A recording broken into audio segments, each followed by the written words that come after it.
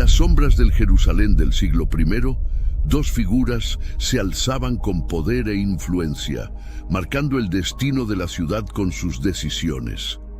Anás, el patriarca, un hombre de mirada penetrante y carácter inquebrantable, había sido sumo sacerdote y continuaba ejerciendo una vasta influencia tanto en la política como en la religión. A través de su vasta red de seguidores y familiares, aunque ya no ocupaba oficialmente el cargo, su palabra era ley en el Sanedrín, donde su experiencia y astucia política lo mantenían como un líder no oficial entre los saduceos. Anás era conocido por su habilidad para navegar las turbulentas aguas de la política romana, manteniendo siempre sus intereses y los de su secta en el punto más alto de su agenda. En contraposición y complemento a la figura imponente de Anás, estaba Caifás, su yerno, quien actualmente ostentaba el título de sumo sacerdote.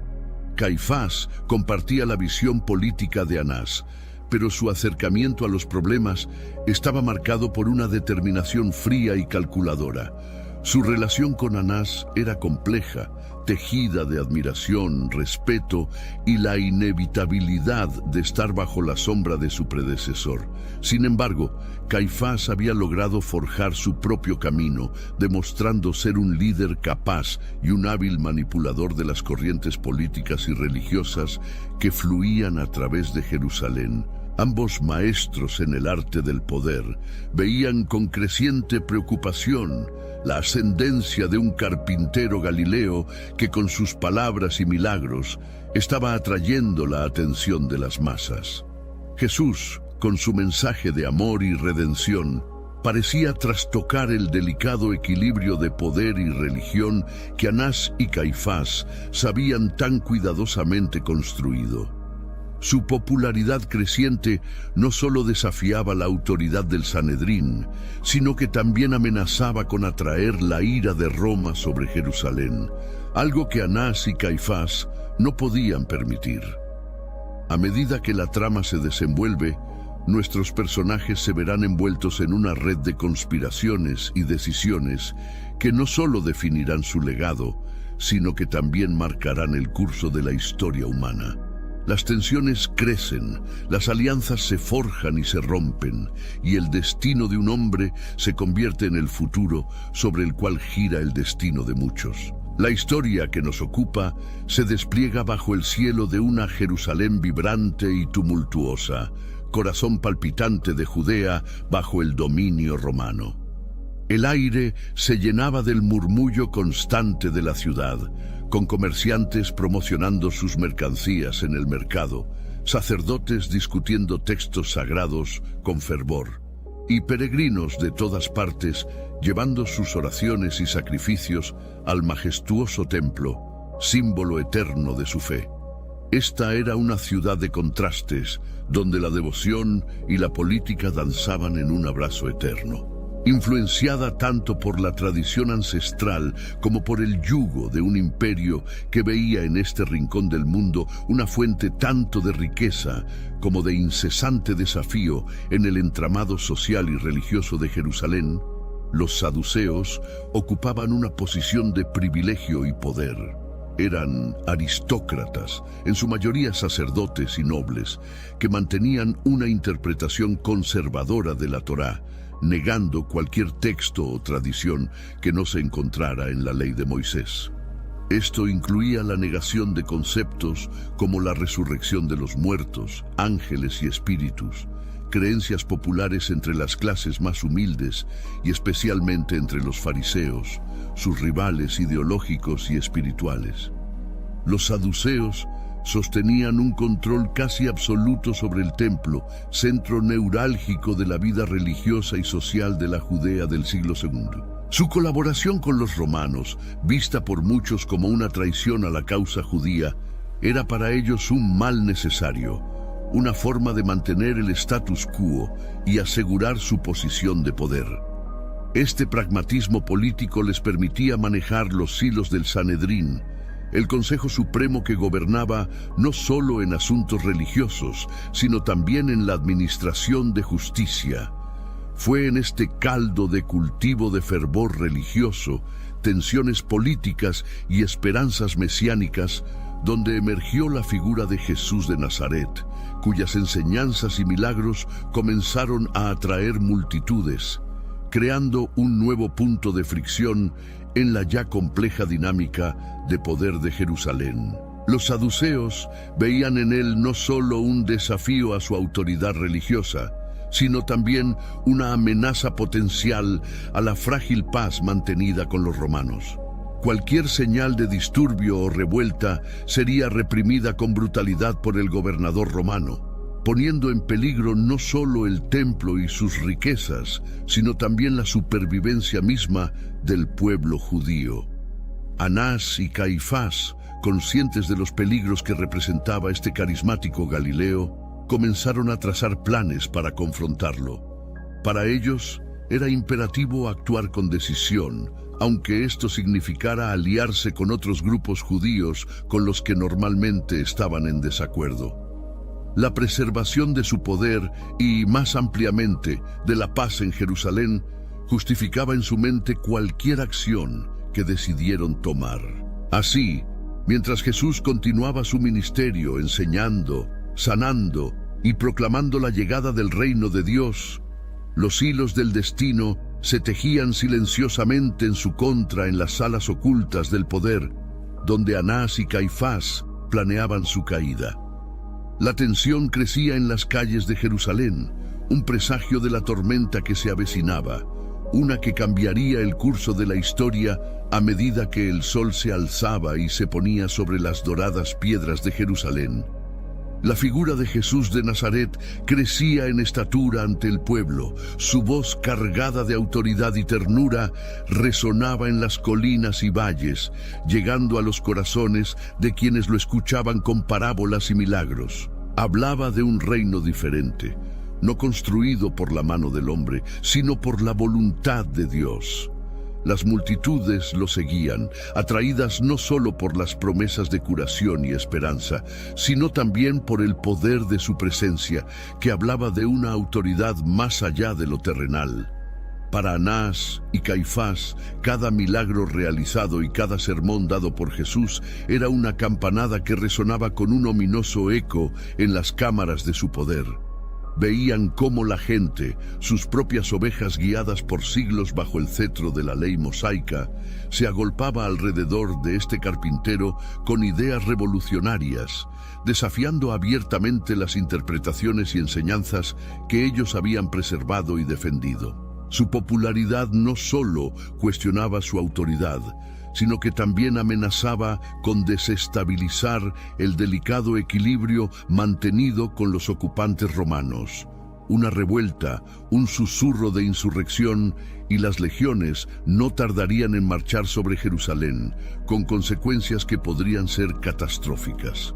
La gota que colmó el vaso fue la entrada triunfal de Jesús a Jerusalén, montado en un humilde asno, recibiendo la bienvenida de un rey por las multitudes que clamaban «Hosana», esparciendo ramas de palmera a su paso. Este acto, cargado de simbolismo mesiánico, no podía ser ignorado. Para Anás y Caifás era una declaración abierta de desafío, un desafío que no podían permitirse dejar sin respuesta. En las sombras de la noche, en las estancias secretas del poder, se reunieron con otros líderes, uniendo fuerzas en un frente común contra este Galileo que amenazaba con desbaratar el orden establecido. La decisión fue tomada. Jesús debía ser detenido, juzgado y condenado antes de que su influencia pudiera propagarse aún más. La estrategia requería astucia y precisión, pues su popularidad entre las masas lo hacía intocable en público. Sería necesario actuar en secreto, aprovechando la oscuridad de la noche para arrestarlo lejos de las multitudes que podrían levantarse en su defensa.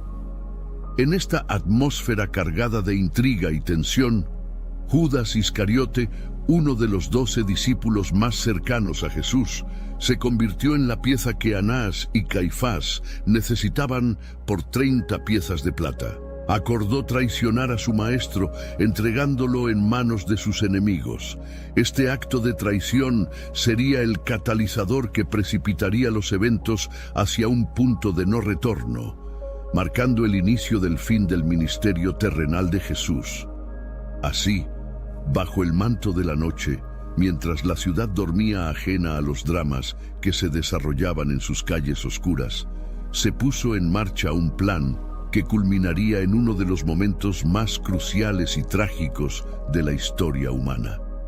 La captura de Jesús no sería solo el final de su peregrinación terrenal, sino el comienzo de una historia que resonaría a través de los siglos, desafiando imperios, inspirando corazones y transformando vidas. Anás y Caifás, en su intento de preservar su poder y mantener el estatus quo, no se daban cuenta de que estaban a punto de desempeñar roles clave en una historia mucho más grande que ellos mismos.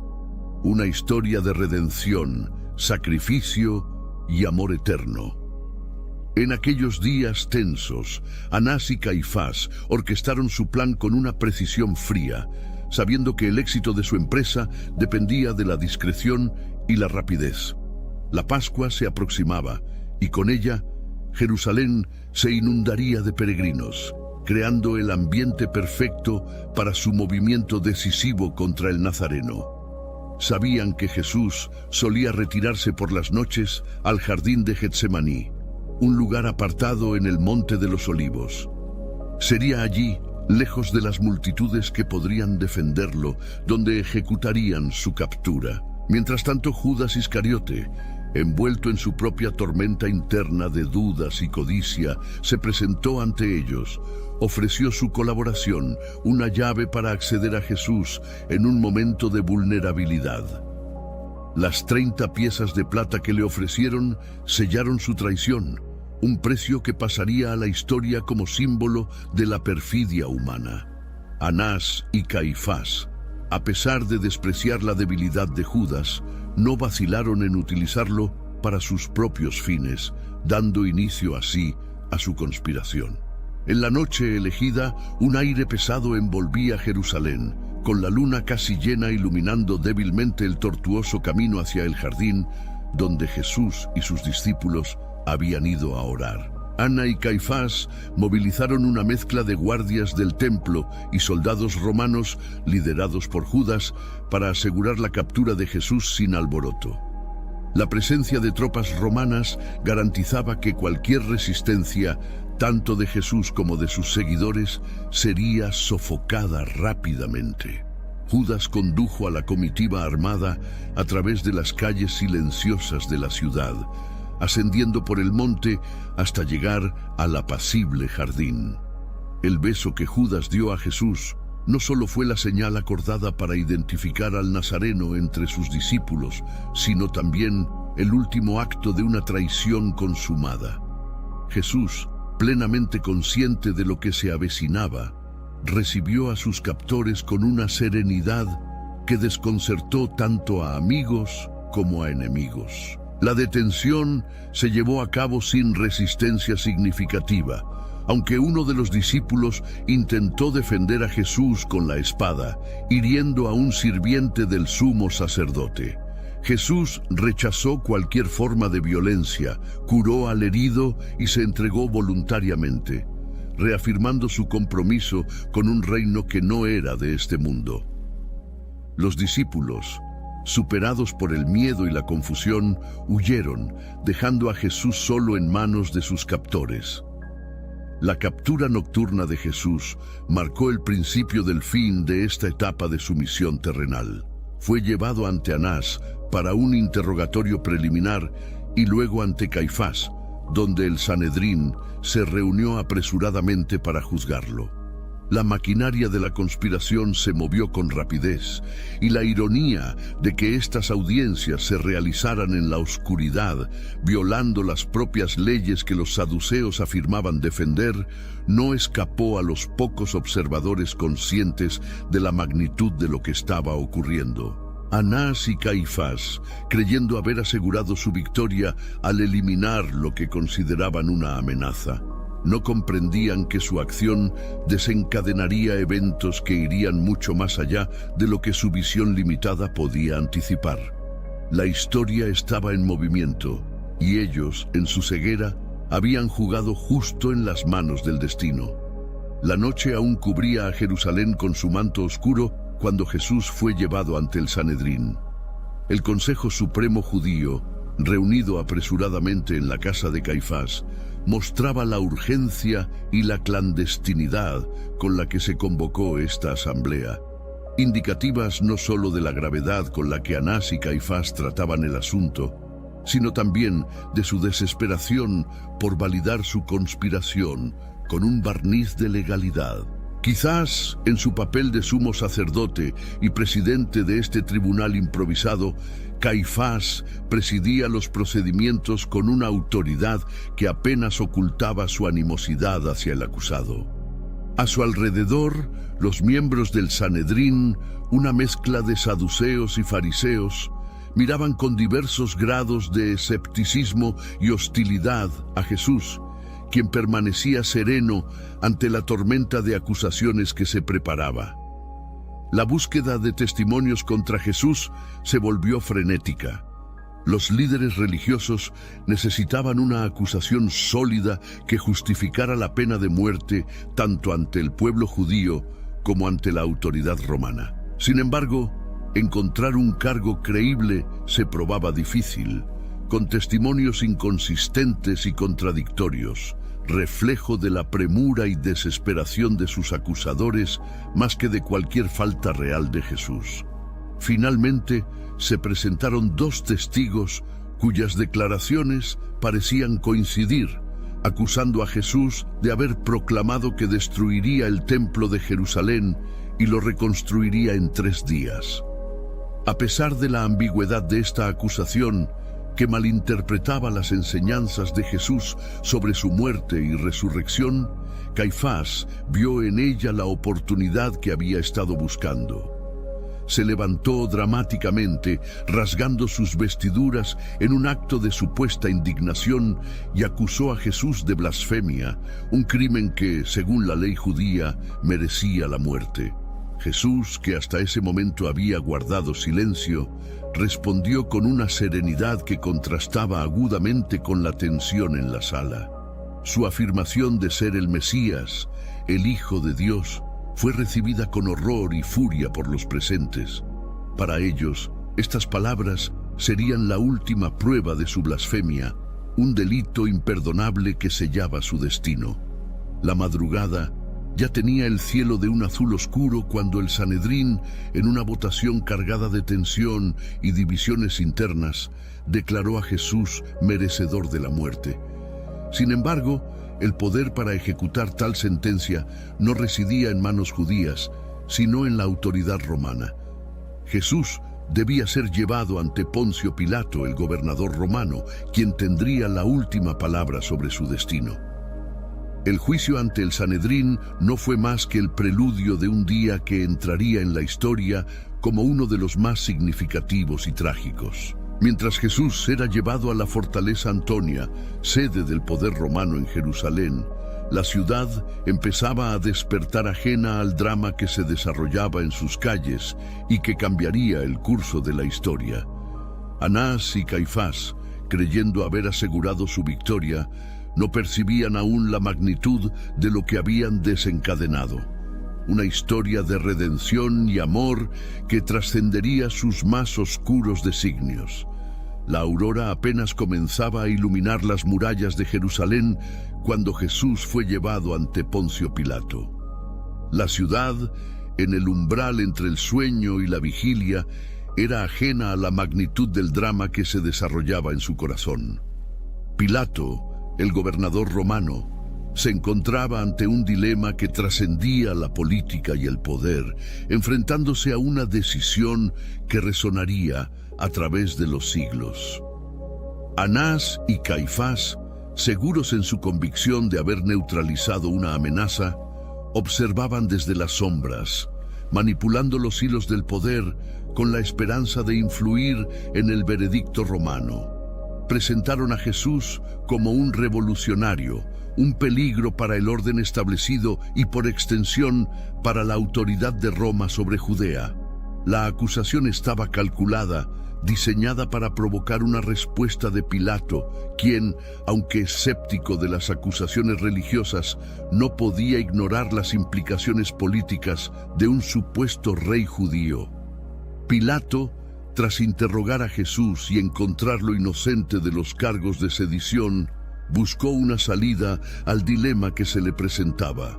Ofreció liberar a Jesús como un gesto de buena voluntad por la Pascua, pero la multitud, instigada por los líderes religiosos, clamó en cambio por la liberación de Barrabás, un conocido insurrecto. La ironía de la elección no se perdió en aquellos que observaban. Un verdadero agitador era liberado, mientras que el portador de un mensaje de paz era condenado. Finalmente, en un gesto de lavado de manos, Pilato cedió ante la presión. Jesús fue azotado, coronado con espinas y condenado a la crucifixión, una muerte reservada para los criminales más viles y los enemigos del Estado. La procesión hacia el Gólgota fue un espectáculo de sufrimiento y humillación, observado por una multitud que oscilaba entre la compasión, el desdén y la indiferencia. Anás y Caifás, al ver a Jesús cargando la cruz hacia su ejecución, pudieron haber creído que su victoria estaba asegurada. La eliminación de este rey de los judíos parecía confirmar su control sobre los asuntos religiosos y su capacidad para manipular incluso a la autoridad romana a su favor. Sin embargo, en sus corazones debió haber una sombra de duda, un temor a las consecuencias imprevisibles de su acto. La crucifixión de Jesús se llevó a cabo bajo el ardiente sol del mediodía, entre ladrones, como un delincuente. Las últimas palabras de Jesús, sus 7 frases finales, resonaron con una mezcla de desesperación. Perdón, cuidado por su madre, sed, abandono, cumplimiento y finalmente entrega de su espíritu. Estas palabras serían recordadas y contempladas por generaciones, cada una cargada de significado y profundidad. La muerte de Jesús, marcada por la oscuridad que cayó sobre la tierra y el velo del templo rasgándose en dos, fue un momento de profundo simbolismo y poder para Anás y Caifás. Estos signos debieron haber sido inquietantes, presagios de que la muerte de este hombre no era el fin de la historia, sino tal vez el comienzo de algo mucho más grande y trascendental. En los días que siguieron, mientras Jerusalén volvía a su rutina y el Sanedrín retomaba sus debates y rituales, Anás y Caifás debieron enfrentarse a la creciente realidad de que la figura de Jesús no se desvanecía con su muerte. Los informes de su tumba vacía y de apariciones a sus seguidores sembraron dudas y temores entre aquellos que habían conspirado para su muerte.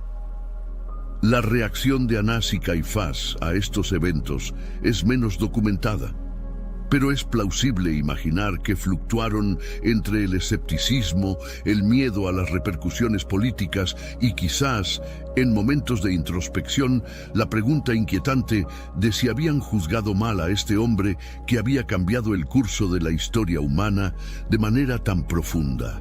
Los días y meses que siguieron a la crucifixión de Jesús fueron tiempos de agitación y cambio. La noticia de la tumba vacía y los informes de apariciones del resucitado sacudieron los cimientos de Jerusalén, resonando como un trueno en las conciencias de todos, desde los más humildes creyentes hasta los más altos estratos del poder. La pequeña secta de seguidores de Jesús, antes dispersa y temerosa, comenzó a reunirse nuevamente, llenos de un nuevo propósito y una valentía infundida por la convicción de que su maestro había vencido a la muerte. Su mensaje, proclamado con renovado fervor, no tardó en atraer a más adeptos, creciendo en número y en audacia. Para Anás y Caifás, estos desarrollos fueron motivo de creciente alarma. La ejecución que habían orquestado para silenciar a un disidente se estaba convirtiendo en el catalizador de un movimiento que no podían controlar. La predicación de los apóstoles, especialmente en el templo, el corazón espiritual de Jerusalén y bastión del poder saduceo, era una afrenta directa a su autoridad. La afirmación de la resurrección, en particular, desafiaba las doctrinas saduceas que negaban tal posibilidad. La respuesta de Anás y Caifás y sus seguidores fue inicialmente intentar suprimir este movimiento naciente mediante la intimidación y la persecución. Sin embargo, cada intento de silenciar a los seguidores de Jesús solo parecía fortalecer su determinación y atraer más simpatizantes a su causa.